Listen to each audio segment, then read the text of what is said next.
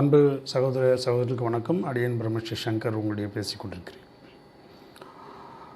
இன்றைய வாழ்க்கையில் பார்த்திங்க அப்படின்னா, மன அழுத்தம் தான் எல்லா பிரச்சனைக்கும் காரணம் அப்படின்ற மாதிரியான ஒரு கன்க்ளூஷனுக்கு நம்ம வந்திருக்கணும். இதுதான் உண்மை. ஆக இந்த மன அழுத்தம் ஏன் ஏற்படுது அப்படின்னு சொல்லிட்டு நம்ம சிந்திக்கிறோம். இப்போ உதாரணமாக பார்த்திங்கன்னா, இன்றைக்கி காலையில் கூட நான் ஒரு மெசேஜ் படித்தேன். ஃபேஸ்புக்கில் ஒரு மெசேஜ் வந்தது. உலகத்தில் இருக்கிற பெரும் பணக்காரர்கள்லாம் இந்த உலக மக்களை 4 விதமாக கட்டுப்படுத்தணும் அப்படின்ற மாதிரியான ஒரு தகவல்களை இன்னொரு வெகு விரைவில் 2030க்குள்ளேயே அவர்கள் அதை செயல்படுத்த போகிறாங்க அப்படின்ற மாதிரியான ஒரு தகவலை நான் படித்தேன். நம்பர் 1 யார் பார்த்திங்கன்னா, எந்த சொத்துமே யாருக்குமே சொந்தம் கிடையாது, எல்லாமே பொதுவான சொத்துக்கள் அப்படின்ற மாதிரியானது. அதே நேரத்தில் நீங்கள் எந்த மருந்தை உபயோகப்படுத்தினாலும் அதை வேர்ல்டு ஹெல்த் ஆர்கனைசேஷன் அவங்க பண்ணாதான், அவங்க அப்ரூவல் பண்ணாதான் நம்மளால் உபயோகப்படுத்த முடியும் அப்படின்ற மாதிரியான 2வது வருது. 3வது ஒரு கரன்சி பார்த்திங்க அப்படின்னா, ஒரு ஜென்ரல் கரன்சி ஏற்படுத்தப்படும். எல்லாருக்கும் பார்த்திங்க அப்படின்னா ஒரு சிப்பு கையில் பொருத்திடுவாங்க. அந்த சிப்பில் இருந்து அவங்களே எடுத்துக்குவாங்க. உங்களுடைய பணத்தை முடக்கிறதுக்கும் அவங்களுக்கு உரிமை உண்டு. நீங்கள் எதை வாங்கணுன்றதை டிசைட் பண்ணுறதுக்கும் அவங்களுக்கு உரிமை உண்டு அப்படின்றத அவங்க சொன்னாங்க. அதே நேரத்தில் உணவு வகைகள், மருத்துவ வகைகள், இப்படி தான் நீங்கள் வாழணும் அப்படின்றது எல்லாமே அவங்க பண்ணுறாங்கன்ற ஒரு தகவலை நான் படித்தேன். இந்த மாதிரியான ஒரு தகவல் படித்தோம்னா நமக்கு எப்படி இருக்கும்? பிபி உடனே ரைஸ் ஆகிடும். இது உண்மையாக பொய்யா அப்படின்றது அடுத்த கட்டம். பட் ஆனால் ஏனத்தானே எவனோ செத்தான்னு சொல்லிட்டு வாழறவங்களுக்கு எந்த பிரச்சனையும் கிடையாது. பட் இந்த மனித வாழ்க்கைன்றது அவ்வளோ மிகப்பெரிய ஒரு பொக்கிஷமாக இறைவன் நமக்கு கொடுத்துருக்கான். இயற்கை பிரபஞ்ச பேராற்றல் பல கோடி ஆண்டுகளாக இந்த செல்கள் என்ற பரிணாமமும் சுதந்திரமாக ஒவ்வொரு செல்களும் இந்த உலகத்தில் ஒவ்வொரு உயிர்களும் ஒவ்வொரு செல்களும் ஒரு உயிர்களாக மாறி அந்த உயிர்கள் இங்கே ரொம்ப சுதந்திரமாக இந்த உலகத்தில் வாழணும் அப்படின்ட்டு இந்த இயற்கை பிரபஞ்சம் நம்மளை படைச்சிருக்கு. ஆனால் இந்த மனுஷங்க நம்மளை இந்த மாதிரி கட்டுப்படுத்த பார்க்குறாங்களே, அதிகாரம்ன்றது ஒரு பேரில், அப்படின்ற ஒரு பாயிலிங் ஒரு ஒரு பொறுப்புள்ள ஒரு மனிதர்களுக்கு வர்றது இயல்பு தான். சரி, இப்போ நாம் என்ன பண்ணுறது? உடனே இதுக்காக நாம் ரொம்ப வருத்தப்படுறதா அப்படின்னா, இயற்கை பிரபஞ்ச பேராற்றலினுடைய ஒரு மிகப்பெரிய ரகசியத்தை நாம் புரிஞ்சுக்கணும். இதை சொல்கிறவன் இருக்கான் பார்த்திங்களா, சொல்கிறவனும் மனுஷன்தான். அவன் கடவுள் கிடையாது. அவங்ககிட்ட இப்போ ஒரே ஒரு விஷயந்தான் இருக்குது. என்ன இருக்குது? அதிகாரம்ன்றத ஒன்றத்தை தன்னுடைய கையில் வச்சுக்கிறான். அது எதனால்? இந்த பணபலம் அப்படின்றத ஒன்று வச்சுக்கிட்டு, அதிகாரம்ன்றத ஒன்று கையில் வச்சுக்கிட்டு அவன் ஆடிட்டுருக்கிறான். அவ்வளோதான், வேறு ஒன்றும் கிடையாது. அவனுக்கு 1000 வருஷம் அவன் இந்த பூமியில் இருக்க போகிறானா? அவனும் எவ்வளோ ட்ரை பண்ணுறான்.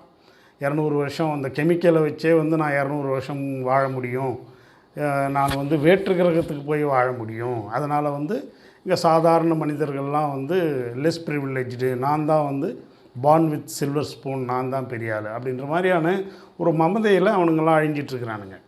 பட் நாம் புரிஞ்சிக்க வேண்டிய ஒரு விஷயம், அதாவது ஒரு டென்ஷன் இல்லாமல் வாழணும் அப்படின்னா, இந்த பிரபஞ்ச ஆற்றல் பார்த்திங்க அப்படின்னா மிக பெருசு. இந்த பிரபஞ்ச ஆற்றல் எப்படி இயங்குது அப்படின்னா, பெருவாரியான மக்களினுடைய மனோநிலை எப்படி இருக்குதோ அப்படி தான் இந்த பிரபஞ்ச ஆற்றல் இயங்குகிறது. நான் நல்லா இந்த விஷயத்தை ரொம்ப உன்னிப்பாக கவனித்த போது பார்த்திங்க அப்படின்னா, ஒரு 1950களிலே இருந்த அந்த மக்களின் மனோநிலை இன்றைக்கி கிடையாது. ஒரு 2000த்தில் இருந்த மக்களின் மனோநிலை இன்றைக்கி கிடையாது. அப்போ இந்த மக்களின் மனோநிலை மாற்றப்பட்டு கொண்டே இருக்கிறது. எப்படி அப்படின்னா, இந்த ஊடகங்கள் மூலமாக. அப்போ இந்த ஊடகங்கள் மூலமாக நம்மளை ஒரு எஜிடேட்டட் மைண்டை கொண்டு வந்துக்கிட்டே இருக்கிறாங்க. இந்த உங்களுக்கான அந்த இருத்தலியலில் ஒரு மிகப்பெரிய பிரச்சனை இருக்குது அப்படின்ட்டு. பட் நல்ல இயற்கையை புரிஞ்சவங்க, யாரும் நம்மை அடிமைப்படுத்த முடியாது அப்படின்ற ஒரு உண்மையை புரிஞ்சவங்க மிக சந்தோஷமாக இருப்பாங்க.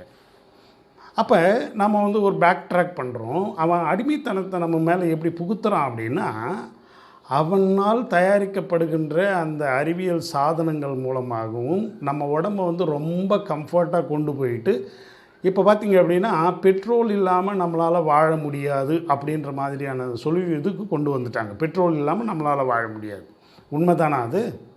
பிரபஞ்சத்தில் வந்து இயற்கை உயிர்கள் படைக்கும்போது பெட்ரோலால் தான் வந்து நாம் உயிர் வாழ்ந்துக்கிட்டு இருந்தோமா? இல்லை. அப்போது நாம் என்ன பண்ணிட்டோம், போக்குவரத்து இந்த மின்சாரம் போன்ற விஷயங்கள்லாம் வந்து நம்மளை என்ன பண்ணிடுச்சு, நம்ம கம்ஃபர்ட் ஜோனுக்கு கொண்டு போயிடுச்சு. அதுலேயே என்ன பண்ணுது, ஃபோர்ட்னா ஒரு கோட்டைக்குள்ளே நம்மளை எடுத்து போய் அடைச்சிட்டான். அப்போ நாம் இந்த கோட்டையிலேருந்து வெளியில் வர்றதுக்கு நாம் திணறிட்டுருக்குறோம். அதுதான் இன்றைய பிரச்சனை. ஏன் விறகுகளை அடுப்பு எரிக்க முடியாதா, அல்லது வந்து இயற்கை உணவுகளை சாப்பிட்டு வந்து மனிதன் உயிர் வாழ முடியாதா? இதெல்லாம் நம்ம நினச்சி பார்த்தோம் அப்படின்னா, யாருடைய தயவும் இல்லாமல் இந்த பூமியில் மனிதன் வாழக்கூடிய அளவில் தான் மனிதனை இந்த இயற்கை என்பது படைத்து வைத்திருக்கிறது. நான் ஒரு விஷயத்தை புரிஞ்சேன், உணவில்லாமல் கூட மனிதனால் வாழ முடியும். அதுக்கு ஒரு பயிற்சி தேவை. இனடியாக்கள் அப்படின்னு சொல்லிட்டு இந்த உலகத்தில் இன்றளவும் பல பேர் வாழ்ந்துட்டுருக்குறாங்க. அதுலேயும் பார்த்திங்க அப்படின்னா போலந்து போன்ற நாடுகளில் இங்கே இந்தியாவில் வந்து யோக நிலையில் இருக்கிறவங்கக்கிட்ட அந்த உணவில்லாமல் வாழும் நிலையை கற்றுக்கிட்டு போய் அவங்க அங்கே வாழ்ந்துட்டுருக்குறாங்க. அப்போ இந்த பூமிக்கே வந்து பார்த்திங்க அப்படின்னா எப்படி வாழணும், ஏன் வாழணும், முதல்ல வந்து ஏன் வாழணும். நாம் ஏதோ வந்தோம், இந்த மாதிரியான ஒரு 4-5 விஷயங்கள்லாம் கை கொள்வது, ஒரு பதவிக்கு ஆசைப்படுறோம், ஒரு படிப்புக்கு ஆசைப்படுறோம். இந்த படிப்பை படிச்சுட்டோடனே நாம் பெரிய ஆளுன்ட்டு நம்ம மனசில் நினச்சிக்கிறோம். ஒரு பதவியில் உட்காந்துட்டோடனே ஏதோ நாம் தான் அந்த பதவியில் வந்து ஆண்டாண்டு காலமும் 1000-2000 வருஷம் போய் உட்காந்துக்கிட்டு வாழ போகிற மாதிரி நம்ம மனதில் நினச்சிக்கிறோம். இந்த மாதிரியான எண்ணங்கள் மூலமாக நாம் என்ன பண்ணிடுறோம் அப்படின்னா, மிகப்பெரிய பொக்கிஷமான இந்த வாழ்க்கை அப்படின்ற ஒரு விஷயத்தை நாம் இழந்துடுறோம். அதனால்தான் அந்த காலத்தில் வந்து அந்த சனத்தில் வாழுங்க, இந்த சனத்தை இன்றைய வாழ்க்கையை சிறப்பாக வாழுங்க, சந்தோஷமாக வாழுங்க, உங்களுக்கு எல்லாமே நல்லபடியாக அமையும். பட் இந்த ஒரு விஷயத்தை தான் இந்த இலுமினாட்டிகள்னு சொல்லப்படுகிற இந்த உலகை ஆட்சி பண்ணணுன்ற ஆசைப்படுறவங்கள புரிஞ்சிக்க மாட்டேன்றாங்க. பட் புரிஞ்சிக்கிட்டாலும் அவர்கள் வந்து பார்த்திங்க அப்படின்னா இதை நாங்கள் சாதிச்சே ஆகணும் அப்படின்ற மாதிரியான ஒரு எண்ணத்தில் இருப்பதாக நாம் வந்து தகவல்கள்லாம் நமக்கு பார்க்குறோம். பட் இது சாத்தியமா அப்படின்னா, சாத்தியம். எப்படி சாத்தியம் அப்படின்னா, எந்தெந்த மனிதர்கள்லாம் இந்த மாதிரியான கம்ஃபோர்ட் அந்த கோட்டையில் போயிட்டு மாட்டிக்கிறானுங்களோ அவனுங்களுக்கு மட்டும்தான் இது சாத்தியப்படும்.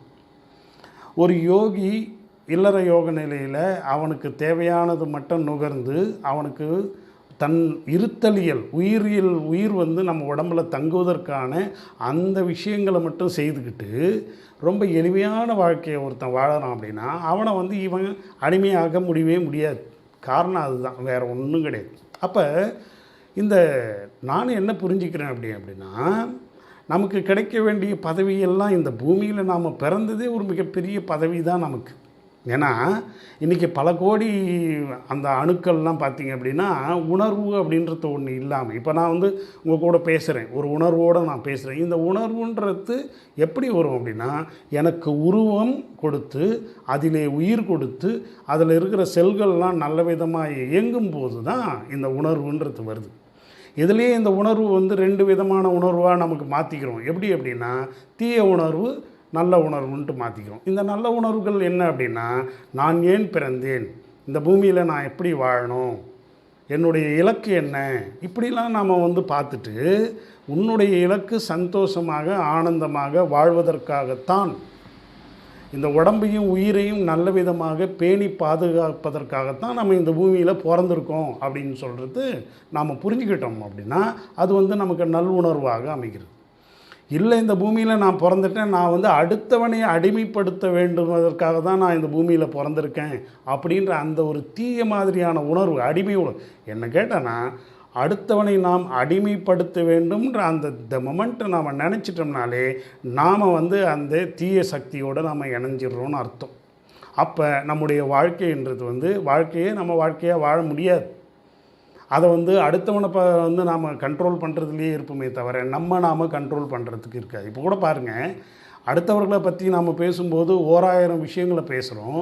ஆனால் உன்னுடைய கருத்து உன்னை பற்றி சில கருத்துக்கள் சொல்லு அப்படின்னா நம்ம எல்லோரும் திணறுவோம். காரணம் என்னென்னா, நம்மை பற்றி நமக்கு தெரியல.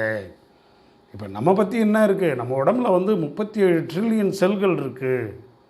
நம்ம உடம்புல வந்து இவ்வளோ விதமான நுண்ணுயிரிகள் இருக்குது. அந்த உடம்பு நாம் சாப்பிட்ற சாப்பாடை ஜீரணம் பண்ணுது, நமக்கு சக்தி மையமாக மாறுது. இந்த உடம்புல வந்து சாப்பிட்ற சாப்பாடு சக்திகளாக மாறுகின்ற அந்த மெட்டபாலிசம்ன்றது ஒன்று இருக்குது. அது வந்து அமினோ ஆசிட்களாக மாறக்கூடிய கெட்டபாலிசம்னு ஒன்று இருக்குது, அனபாலிசம்னு ஒன்று இருக்குது. அது இல்லாத வந்து நோய் எதிர்ப்பாற்றல்னு ஒன்று இருக்குது. அது இல்லாத கழிவு மண்டலம்ன்ட்டு எக்ஸ்க்ரீஷன் வந்து இருக்குது. அதே மாதிரி நம்ம உடம்புல வந்து பல செல்களும் வந்து ஒரே மாதிரியான செல்கள் பல வடிவங்களை எடுக்குது. இந்த பல வடிவங்களை எடுத்தது வந்து நம்மளை வந்து ஒரு நிமிஷத்துக்கு வந்து 72 முறை இந்த இதயத்தை வந்து துடிக்க செய்யுது. அப்போ தான் நம்ம இந்த பூமியில் உயிர் வாழ முடியும். இந்த உடம்புல வந்து பேஸ்மேக்கர், ஒரு அரிசியை விட ஒரு சிறிய ஒரு செல் இருக்குது. அதுதான் நம்ம உடம்புல வந்து 0.7 வோல்ட். அந்த ஒவ்வொரு நொடி பொழுதும் அந்த 0.7 வோல்ட்டை வந்து அப்படி துடிக்க செய்யுது. அதன் மூலமாக தான் இந்த இதயம் வந்து சுருங்கி விரியுது. இப்படிப்பட்ட ரகசியத்தெல்லாம் நாம் வந்து விட்டுடுறோம். அப்போ அது வந்து ஏற்கனவே நடந்துகிட்ருக்கு. அப்போ இந்த அருமையை புரிஞ்சிக்காமல் நாம் எதையோ இந்த பூமியில் வந்துட்டு இதை தேடு அதை தேடு அப்படின்றது. இப்போ நான் வந்து சொல்கிறேன் அப்படின்னா, யாரும் படிக்கக்கூடாதுன்றதில்ல, பதவியை பற்றி ஓடக்கூடாதுன்றதில்ல, பணத்தை பற்றி ஓடக்கூடாதுலாம் கிடையாது. பட் உங்கள் வாழ்க்கையை புரிஞ்சுக்கிட்டு அந்த நிதானமாக செயல்படும் அந்த ஒரு விஷயத்தை தான் நான் வந்து வலியுறுத்துகிறேன். அப்போ அந்த நிதானம் அப்படின்றது நமக்கு வந்துருச்சுனாலே நாம் நம்மளை பற்றி யோசிக்க ஆரம்பிப்போம். இப்போ பல பேர் பார்த்திங்க அப்படின்னா பிற விஷயங்களை பற்றி தான் யோசிக்கிறாங்களே தவிர தன்னை பற்றி யோசிப்பது இல்லை. தன்னுடைய உயிராற்றல் எப்படி வேலை செய்யுது, அந்த உயிராற்றல் எப்படி நசிக்குது, நமக்கு வந்து மரணம்ன்றது எப்படி வருது. இப்போ மரணம்ன்றது எப்படி வருது, செல்கள் சிதையறதுனால வருது. செல்கள் ஏன் சிதையுது, மிகப்பெரிய அளவில் மன அழுத்தத்தை நமக்கு போட்டுக்கிட்டு இதை சாதிக்கணும் அதை சாதிக்கணும் அப்படின்னு சொல்லிட்டு ஓடுறதுனால வருது. அப்போ நாம் அந்த பதவிகளெல்லாம் வந்து ஓடி போயிட்டு அந்த பதவிகளை பிடிக்கும்போது அந்த பதவிகள் நமக்கு நிரந்தரமாக அப்படின்னா, நிரந்தரம் இல்லாத பதவிக்காகவும் பணத்துக்காகவும் அந்த இயல்பு, நான் போனோடனே ஒரு 10 பேர் என்னை மதிக்கணும் அப்படின்ற அந்த இருமாப்பு, தெனாவட்டு அகங்காரம். இப்போ நான் போனேன் அப்படின்னா அப்படியே எல்லாரும் வந்து என்னை சூழ்ஞ்சிக்கிட்டு என்னை ஆஹா ஓஹோன்னு புகழணும், இப்படிப்பட்ட எண்ணங்கள்லாம் இருக்குது பார்த்திங்களா. இதுதான் நம்மளை வந்து நம்முடைய அந்த வாழ்க்கையினுடைய அந்த ட்ராக்லேருந்து வேலை ஒதுங்கிடுது. பட் அதே நேரத்தில் இந்த உலகத்தில் ஏற்படுத்தப்படுகின்ற இந்த பதவிகள்லாம் அனுபவிக்கிறதுக்கு தகுதி மனிதர்களுக்கான 100% இருக்குது. ஆனால் அந்த பதவிகள்ன்றது வந்து ஒரு டெம்பரரி தான். எது நிரந்தரம், இந்த உடலுக்காகவும் உயிருக்காகவும் தான் நாம் பதவியை பார்க்குறோம், பணத்தை பார்க்குறோம், எல்லா விஷயங்களும் எதுக்காக பார்க்கணும், இதுக்காக தான். அப்போ நம்மளுடைய அந்த ஃபோக்கஸை வந்து உள்ளுக்குள்ளேயும் நாம் செலுத்தணும் அப்படின்ற அந்த வாழ்வியல் முறை இருக்குது பார்த்திங்களா. இந்த வாழ்வியல் முறை தான் மிகச்சிறந்த ஒரு வாழ்வியல். இதை பார்க்கறதுனால தான் எல்லாரும் என்ன பண்ணுறாங்க, இப்போ இந்த நடிகர்கள் கூட அவர்களுக்கு பணம் வந்து எப்படி வந்தது, பல தரப்பட்ட தவறான முறைகள் கூட அவங்க பணம் சம்பாதிக்கிறாங்க. இப்போ உதாரணமாக பார்த்திங்க அப்படின்னா பல வளர்ந்த நாடுகள், வளரும் நாடுகளை நசுக்கி பிழிஞ்சி வந்து அவர்கள் வந்து அவர்களுடைய பணத்தை பண்ணுறாங்க. இப்போ ஆப்பிரிக்கா போன்ற நாடுகள்லாம் அவர்களுடைய இயற்கை வளங்களை சுரண்டி எடுத்துகிட்டு வந்து இவர்கள் வந்து தன்னுடையதுன்னு சொல்லிட்டு அந்த பணத்தை வந்து சம்பாதிக்கிறாங்க. இந்த மாதிரியான அதிகாரத்தை வந்து ஒரு இடத்துல குவிச்சிக்கிட்டு நான் சொன்னால் தான் இந்த உலகம் இப்படி இருக்கணும், நான் சொன்னால் தான் இப்படி இருக்கணும் அப்படின்ற மாதிரியான இது அடுத்த நிலையில் என்ன ஆகுது. இப்போ உதாரணமாக ஒரு வளர்ந்த நாடு வளரும் நாடை பார்த்துட்டு என்ன சொல்லுது, நான் சொல்கிறது தான் நீ செய்யணும், இல்லைனா உன் மேலே வந்து நான் அணுகுண்டை வந்து பாவிச்சிருவேன் அப்படின்ற மாதிரியான ஒரு மிரட்டல்கள், போர்கள் இதெல்லாம் வந்து ஏற்படுத்திக்கிட்டு உலக மக்களை வந்து சாந்தி சமாதானமாக வாழ விடாமல் இவர்கள் அந்த அதிகார தோரணையில் தான் வந்து இந்த உலகத்தையே அழிக்கக்கூடிய அந்த ஒரு நிலையில் இவர்கள் செயல்பட்டு கொண்டிருக்கிறார்கள். அப்போ நாமளும் ஒரு போரை வந்து நமக்குள்ளேயே ஏற்படுத்திக்கிறோம். மன அழுத்தம் அப்படின்ற ஒரு போரை நாம் ஏற்படுத்திக்கிறோம். இப்போ அவன் என்ன பண்ணுறான், குழந்தைகள்னு பார்க்க மாட்டேன்றான், யாருமே பார்க்க மாட்டேன்றான். எதிரி நாடு அப்படின்னு சொல்லிட்டு சொன்னோம்னா பல விதமான அக்கிரமங்களில் ஈடுபட்டு பல உயிர்களை வந்து சிதைக்கிற ஒரு நிலையில் இது பண்ணுறான். அது போர்களால் கொஞ்சம் பேர் அழியிறது, அதுக்கடுத்தது பொருளாதார சிக்கல்களால் அழியிறது, அதுக்கப்புறம் இந்த மாதிரியான எண்ணெய் வளங்களுடைய சுரண்டத்தினால அழியிறது, அதே மாதிரி இப்போ இந்த உணவுப் பொருள்கள் போன்ற விஷயங்களெல்லாம் அழியிறது. இப்படிலாம் பண்ணுற மாதிரியான ஒரு மன அழுத்தத்தை நமக்கு கொடுத்துக்கிட்டே இருக்கானுங்க. அப்போ இது எல்லாம் இருக்க தான் செய்யும். ஏன்னா இன்றைக்கி வந்து உலகம் டீரெயில் ஆகி போய் சிந்திக்க ஆரம்பிச்சிட்டாங்க. யாருமே இந்த உலக மக்கள் எல்லாமே வந்து ஒரு பொருளில் இருந்து தான் வந்ததுன்ற ஒரு அந்த ரகசியத்தை எந்த தலைவர்களுக்குமே தெரியல. அந்த தலைவர்கள்லாம் மூடர்களாக வந்து இருக்கிறவங்க தான் வந்து இன்றைக்கி தலைவர்களாக வந்து உயர்நிலையில் போய் உட்கார்றானுங்க. ஏன்னா அவர்களே ஏற்படுத்திய கல்வி முறை, அவர்களே எடுத்துப்படுத்திய ஒரு வேல்யூ சிஸ்டம், ஒரு எஜுகேஷன் சிஸ்டம். இந்த வேல்யூ சிஸ்டம் என்ன பண்ணுது அப்படின்னா, என்னுடைய அகங்கார நிலையில் நான் இயங்குவேன், அந்த இதுதான் வந்து செயல்படணும் அப்படின்ற மாதிரியான ஒரு துர்பாக்கியமான ஒரு நிலை. இன்றைக்கி வந்து பார்த்திங்க அப்படின்னா அமெரிக்க அதிபர்லாம் செயல்படுகின்ற அந்த ஒரு விஷயம் பார்த்திங்க அப்படின்னா, நான் சொன்னால் அது நடக்கும், அப்படி இல்லை அப்படின்னா இந்த உலகத்தை நான் அழிச்சிடுவேன் அப்படின்ற மாதிரியான ஒரு மனோநிலையில் அவங்க போயிட்டுருக்குறாங்க. ஆனால் இதையெல்லாம் கடந்து விட்டுட்டு, ஒவ்வொரு மனிதனும் இதையெல்லாம் கடந்து விட்டுட்டு அவனுடைய வாழ்க்கையை அவன் உணர்ந்து அவனுடைய கையில் கிடைக்க வந்து இந்த பிறர்க்கரிய பொக்கிஷமான இந்த வாழ்க்கை, பிறர்க்கரிய பொக்கிஷமான இந்த உயிரும் உடலும், இதை வந்து நாம் வந்து ஃபோக்கஸ் பண்ணி நாம் வாழ ஆரம்பித்தோம் அப்படின்னா, இந்த இலுமினாட்டிகள் அப்படின்னு சொல்லக்கூடியவர்கள், இந்த மிகப்பெரிய அதிகாரத்தில் இருக்கிறவங்களாம் நாமளை ஒன்றுமே பண்ண முடியாது. அதுதான் உண்மை. அப்போ அதுக்கு நம்ம என்ன பண்ணணும், இந்த மாயை ஹைப்பர் இல்யூஷன்னு சொல்லக்கூடிய இந்த மாயையில் போய் நம்ம விழுந்துடக்கூடாது. இப்போ எல்லாருமே வந்து பார்த்திங்க அப்படின்னா 2 விஷயம், ஹைப்பர் ட்ரூத்துன்றத ஒன்றுக்கு இது பண்ணுறாங்க. அதாவது உண்மைனா என்ன, உண்மைனா என்ன, இயற்கையுடைய படைப்பு, நான் இருக்கிறேன், இந்த பூமியில் மனிதனாக படைக்கப்பட்டிருக்கிறேன், எனக்குள்ளே இருக்கிற அந்த ரகசியங்கள், இதுதான் உண்மை. ஆனால் இவங்க என்ன நினைக்கிறாங்க, ஒரு பதவியை அலங்கரிப்பது தான் உண்மை, இந்த பொருளை வாங்கி நான் அனுபவிக்கிறது தான் உண்மை, இந்த நிலையில் வந்து ஒரு அதிகார நிலையில் உட்காந்து செயல்படுறது தான் உண்மை அப்படின்ற மாதிரியான ஒரு ஹைப்பர் ட்ரூத்தை வந்து இவங்க கிரியேட் பண்ணுறாங்க.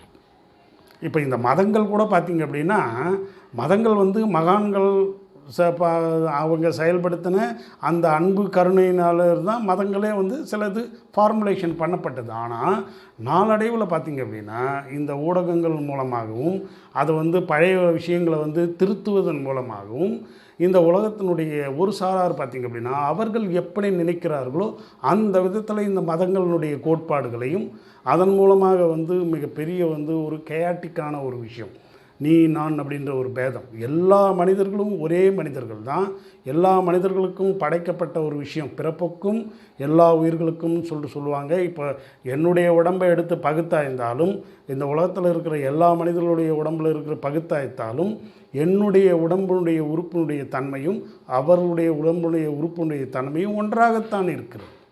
அப்போ இந்த பேதம்ன்றது வந்து பார்த்திங்க அப்படின்னா கல்வி என்ற அந்த மூடத்தனத்தின் மூலமாக இவர்கள் ஊட்டுகிறார்கள். அதுதான் சொல்கிறேனே, இதை தான் எபிஜெனட்டிக்ஸ். ஒரு மனுஷனை முட்டாளாக மாற்ற முடியும்னா மாற்ற முடியும். ஒரே ஒரு விஷயத்தை பல தடவை அவர்களுக்கு சொல்லி அவர்களை வந்து உணர்ச்சி வயப்பட்ட நபர்களாக மாற்றுவதன் மூலமாக அவர்களை அடிமுட்டாளாக மாற்ற முடியும். அப்போ இந்த உலகத்தில் இருக்கிற பெருவாரியான பேர் வந்து பார்த்திங்க அப்படின்னா இன்றைக்கி அடிமுட்டாள்களாக மாறி நிற்கிறார்கள்.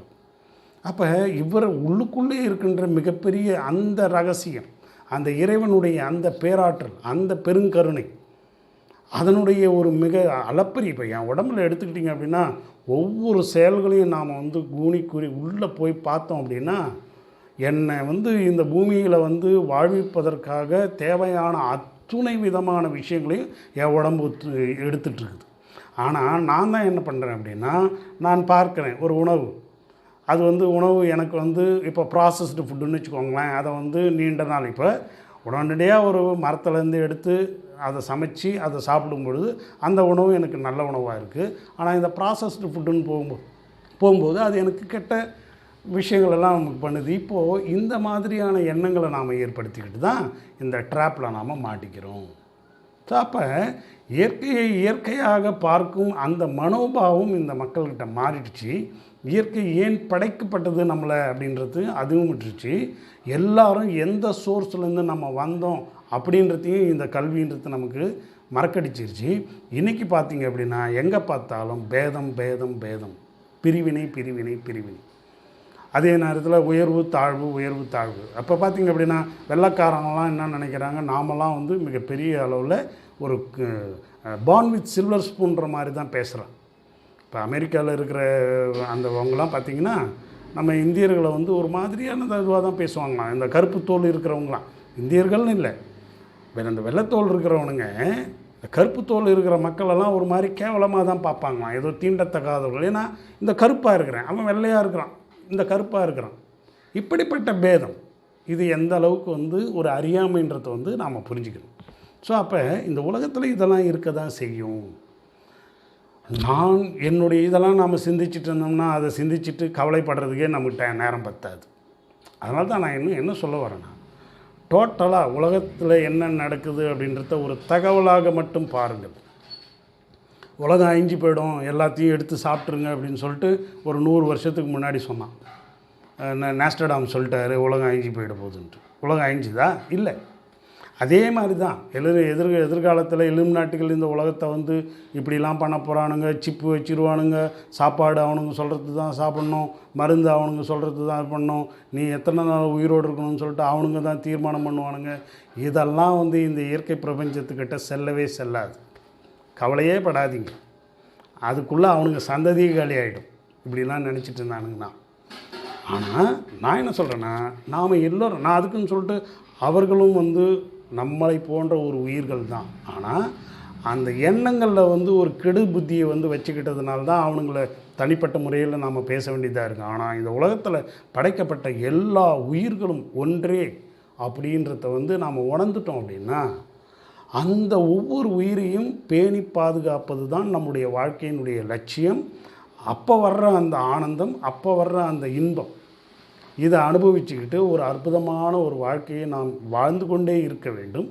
இதில் வந்து ஒரு ரகசியத்தை, உள்ளுக்குள்ளே இருக்கிற ரகசியத்தை நாம் தவம்ன்ற போன்ற நிலையில் வந்து அதை வந்து நாம் என்ரிச் பண்ணும் பொழுது, இப்போ வந்து ஒரு பொருளை வந்து வச்சுக்கிட்டே இருக்கிறோம். அப்போ வந்து அந்த பொருளை வைக்கும்போது அதனுடைய நிலை மாறிக்கொண்டே இருக்கிறது.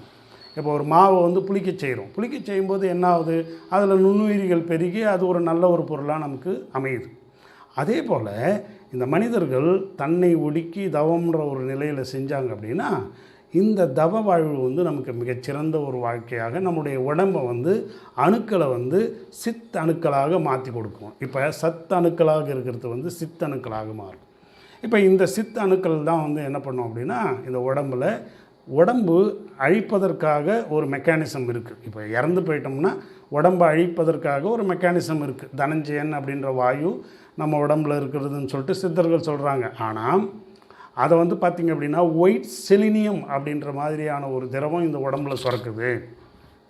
அது பார்த்திங்க அப்படின்னா ஒரு மனிதன், அதாவது ஹார்ட் துடிக்கிறது நின்று போன உடனே இந்த மூளையில் வந்து ஒரு மிகப்பெரிய மாற்றம் ஒன்று நடக்குது. அப்போ வந்து பார்த்திங்க அப்படின்னா ஒரு விதமான திரவம், அதுக்கு வந்து இன்றைக்கி வந்து ஒயிட் செலினியம்னு சொல்லிட்டு பேர் வச்சுருக்கானுங்க. ஆனால் அது ஒரு திரவம். அந்த திரவம் என்ன பண்ணுது, நம்முடைய செரிபெல்லம் என்று சொல்லக்கூடிய அந்த மூளை செல்களை வந்து டோட்டலாக வந்து அழித்து அதை வந்து கேசியஸ் ஃபார்மில் கொண்டு நம்ம உடம்புலேருந்து வெளியில் போயிடுது அப்படின்னு சொல்லுது. அப்போ நீங்கள் பார்க்கலாம், நம்முடைய ஒட்டுமொத்த செயல்பாடுகள் ஒரு வாழ்க்கையில் நாம் என்னென்னலாம் செஞ்சோமோ அது வந்து ஒரு 20 மில்லிகிராம் அப்படின்ற ஒரு நிலையில் இருக்கிற ஒரு செரிபெல்லம் இருக்குது பார்த்திங்களா, அந்த நிலையில் தான் அது போயிட்டு ஃபார்ம் ஆகுது அப்படின்றத நம்ம விஞ்ஞானமும் கண்டுபிடிச்சிருக்கு. இப்போ அறிஞர்களும் சொல்லிகிட்ருக்காங்க. அப்போ எவ்வளவு பெரிய ரகசியத்தெல்லாம் இந்த உடம்பு வச்சுருக்கு பாருங்கள். நீ வந்து சாப்பிட்டா ஜீரண நீரை உனக்கு கொடுக்கணும், நீ சாப்பிட்டதை ஜீரணம் பண்ணுறதுக்கு இருக்குது. அதே மாதிரி உனக்கு பசி எடுக்கணும். கிர்லின் அப்படின்ற ஒரு ஹார்மோன் நம்மளுடைய உடம்புல சுரந்தால் தான் நமக்கு பசி எடுக்கும். ஓய்வுன்றது ஒன்று தேவை. இந்த ஓய்வுன்றதை ஒன்று இது பண்ணுறதுக்காக தான் 4 விதமான இந்த டோப்போமைன், நாம் செயல்பட்டுக்கிட்டே இருக்கிறதுக்காக டோப்போமைன் அப்படின்ற ஹார்மோன்கள். ஸோ ஆக்சிடோசின், நம்ம இந்த உலகத்தில் அன்பாக இருக்கும் பொழுது ஆக்சிடோசின் அப்படின்ற ஒரு இதுவே அதிகமாக போச்சுன்னா அது வேறு மாதிரி ஆகிடும். அதாவது குறையினும் மிகினும் நோய் செய்யும். டோப்போமைன் அதிகமாக போச்சு அப்படின்னா லூஸ் ஆகிடுவான், பைத்தியம் ஆகிடுவான், மென்டல் ஆகிடுவான், அதை வந்து அடிக்ஷன் ஆகிடுவான். இன்றைக்கி இந்த உலகமே அந்த ரேஞ்சில் தான் போயிட்டுருக்குது. இப்போ உதாரணமாக தண்ணி அடிக்கிறான்னு வச்சுக்கோங்களேன், ஏதோ ஒரு கேலிக்காக தண்ணி அடிக்கிறான்னா அது பிரச்சனை இல்லை. ஆனால் அதுவே வந்து அடிமைத்தனமாக மாறும் பொழுது டோப்போமைன் கொடுத்துக்கிட்டே இருக்கிறது. புரியுதுங்களா? ஒரு திரைப்படம் பார்த்துக்கிட்டே இருக்கோம், டோப்போமைன். ஒரு உடலுறவு மேலே நம்ம ரொம்ப அதிகமாக நாட்டம் செலுத்துகிறோம், டோப்போமைன். இந்த பாலியல் ரீதியான போர்னோகிராஃபி அந்த படங்களை அதிகமாக பார்க்குறோம், டோப்போமைன். அதே மாதிரி ஆக்சிடோசின் வந்து நம்ம உடம்புல வந்து சக்திகளை வந்து அதிகமாக பெருக்கி ஒரு அன்பு நிலையில் ஒரு லவ் இதுன்னு சொல்லுவாங்க, அது அந்த ஹார்மோன். அதே மாதிரி நம்மளுடைய தூக்கம் வர வைக்கிறதுக்கு மெலட்டோனின் அப்படின்ற ஒரு ஹார்மோன் நம்ம உடம்புல இருக்குது, தூக்கம் வர வைக்கிறதுக்கு. அப்போ இன்றைக்கி இந்த சர்க்காடியன் ரிதம்னு சொல்லக்கூடிய அந்த பகல் இரவு அப்படின்ற நிலையை நாம் மதிக்காமல் நாம் நம்மளோட கண் விழிச்சிட்டு இருக்கும்போது அப்போ என்ன ஆகுது? லிவர் பாதிக்குது. ஒரு மனிதன் உறங்க வேண்டிய நேரத்தில், ஓய்வு எடுக்க வேண்டிய நேரத்தில் ஓய்வு எடுக்கலை அப்படின்னா இந்த லிவர் பாதிக்கப்படும். அப்போ என்ன ஆகுது? லிவர் ஒரு 500 விதமான அந்த அமினோ ஆசிட்களை சுரக்குது, உடம்புல இருக்கிற நஞ்சுகளை வெளியேற்றுது. அப்படின்னா அந்த லிவர் நமக்கு ஒழுங்காக வேலை செய்யாமல் போச்சுன்னா நம்ம சாவு நிச்சயம். அப்போ மனிதன் இந்த உடம்பினுடைய ரகசியத்தை படிக்க ஆரம்பிக்கணும். பயப்படாதீங்க, இலுமினாட்டிகளால் ஒரு மசுரை நம்மளை பிடுங்கவே முடியாது. ஏன்னா அவர்கள் ஒரு ஹைப்பர் ரெல்யூஷனில் வாழ ஆரம்பிச்சிட்டாங்க. நாங்கள் தான் இந்த உலகத்தில் எல்லாத்தையும் நாங்கள் செய்து வைக்கிறோம் அப்படின்ற ஒரு ஹைப்பர் ரெல்யூஷனில். அது இந்த மாதிரியான ஆட்சிகள் மாற்றத்துக்கும் இந்த காட்சி மாற்றத்துக்கும் ஒன்றா அது ஒன்றா நிலையாக இருக்கலாமே தவிர, ஆனால் இயற்கையை புரிந்த மனிதனை இந்த இலுமினாட்டிகளால் எதுவுமே செய்ய முடியாது. அதுதான் உண்மை. அப்போ நீங்கள் இயற்கையை புரிந்த மனிதர்களாக வாழ போகிறீங்களா இல்லை அடிமைகளாக வாழ போகிறீங்களா? நம்ம அதுதான் இங்கே $1 மில்லியன் கொஷின்.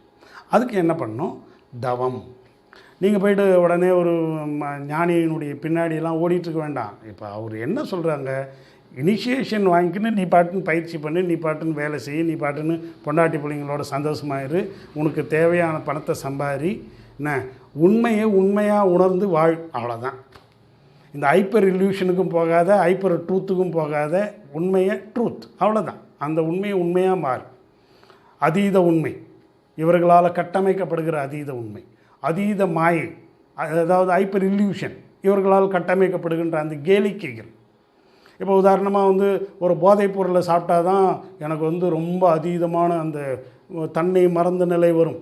ஒரு போதைப் பொருளை சாப்பிட்டா தான் பெண்ணோட நான் பெரிய அளவில் இன்பத்தை அனுபவிக்க முடியும். இதெல்லாம் ஹைப்பர் இல்யூஷன். இது எல்லாமே நம்மளை அழிக்குது. பல பேர் இன்றைக்கி அழிஞ்சிட்ருக்கிறான். பட் இந்த ஹைப்பர் ட்ரூத், ஹைப்பர் இல்யூஷன் இந்த பேலன்ஸ் பண்ணாததுனால தான் இன்றைக்கு இந்த உலகத்தில் இவ்வளோ பிரச்சனை இருக்குது. ஸோ இதை பேலன்ஸ் பண்ணி நாம் வாழ்ந்தோம் அப்படின்னா எந்த இதுவும் யாரும் நம்மளை பண்ண முடியாது. ஏன்னா நம்மளாம் இயற்கை பிள்ளைகளுடைய அந்த பிரபஞ்ச பேராற்றனுடைய பிள்ளைகள் நாம் எல்லோரும். நீங்கள் வேணால் பிறக்கும்பொழுது எனக்கு இந்த ஜாதி அந்த ஜாதி, நான் இந்த மதம் அந்த மதம் அப்படின்ட்டு சாகிற வரைக்கும், பிறந்ததுலேருந்து சாகிற வரைக்கும் தான் இந்த ஆட்டம். செத்து போயிட்டீங்கன்னா எந்த மதத்தை போயிட்டு நம்ம போய் சார போகிறோம்? செத்து போயிட்டோம்னா இந்த மதம்னு சொல்ல போகிறோமா? இதில் சனாதனம்ன்ற ஒரு விஷயம் இருக்குது. சனாதனம்னா என்னன்றதை புரிஞ்சிக்காமல் இந்த உலகத்தில் இன்றைக்கி பித்தர்களாக பேசிகிட்டு இருக்கிறானுங்க எல்லோரும். இதுக்காக ஒரு சனாதனத்தை பற்றி ஒரு வீடியோ போடணுன்ட்டு ஒன்று ஆசையாக இருக்குது. ஆனால் இவர்கள் என்ன மாதிரி கொண்டு போவாங்கன்னு பயமாக இருக்குது. ஏன்னா உண்மையாக பார்க்க முடியாத இந்த மூடர்கள்கிட்ட போயிட்டு உண்மையை சொல்கிறதுக்கு கூட பயமாக இருக்குது. இதுதான் உண்மை. அதனால் சந்தோஷமாக, ஆனந்தமாக நம்ம கையில் கிடைச்ச அந்த வாழ்க்கையை ஆனந்தமாக வாழ்வோம். இதுக்கு தான் நாம் இந்த பூமியில் பிறந்திருக்கிறோம். புரியுதுங்களா? சந்தோஷமாக வாழுங்க, ஆனந்தமாக வாழுங்க, மகான்களை துணை கொள்ளுங்க. அதே நேரத்தில் மகான்களை ஆராதனை செய்கிறதுலாம் கிடையாது. மகான்களை வழி காமிச்சாங்கன்னா அந்த வழியில் நம்ம போகணும். சில பேர் இருக்காங்க, மகான்கள் வழி காமிச்சாங்கன்னா அவங்க காலிலேயே விழுந்துட்டு அவங்கள வணங்கிக்கிட்டே இருந்தால் நமக்கு எல்லாம் கிடைச்சிரும். கிடையாது, செயலாற்றணும். புரியுதுங்களா? செயலாற்றணும். கல்யாணம் பண்ணால், தாம்பத்தியம் பண்ணால் தான் குழந்த பிறக்கும். கல்யாணம் பண்ணி வச்சவரை இப்போ ஃபோட்டோ வச்சுக்கிட்டு வணங்கிட்டு இருந்தோம்னா குழந்த பிறக்காது. ஸோ அப்போ தாம்பத்தியம் பண்ணணும், குழந்த பிறக்கும். அந்த குழந்தைங்களுக்கு நம்ம சொத்து சேர்த்து வைக்கணும், படிக்க வைக்கணும், எல்லாம் பண்ணணும். இந்த மாதிரி செயலாற்றுறது தான் வாழ்க்கை. பின்னாடி போயிட்டு நான் இந்த மதத்தை சார்ந்தவன், நான் அந்த மதத்தை சார்ந்தவன், என்னுடைய குருநாதர் இவர் அப்படின்னு குருநாதர் கால்களில் போயிட்டு விழுந்து கிடக்கிறவன் மனுஷன் கிடையாது. செயலாற்றுங்கள். வழிகாட்டியாக அவங்கள வச்சுக்கிட்டு செயலாற்றினீங்கன்னா உயர்ந்த நிலையை நம்ம அடையலாம். நன்றி, வணக்கம்.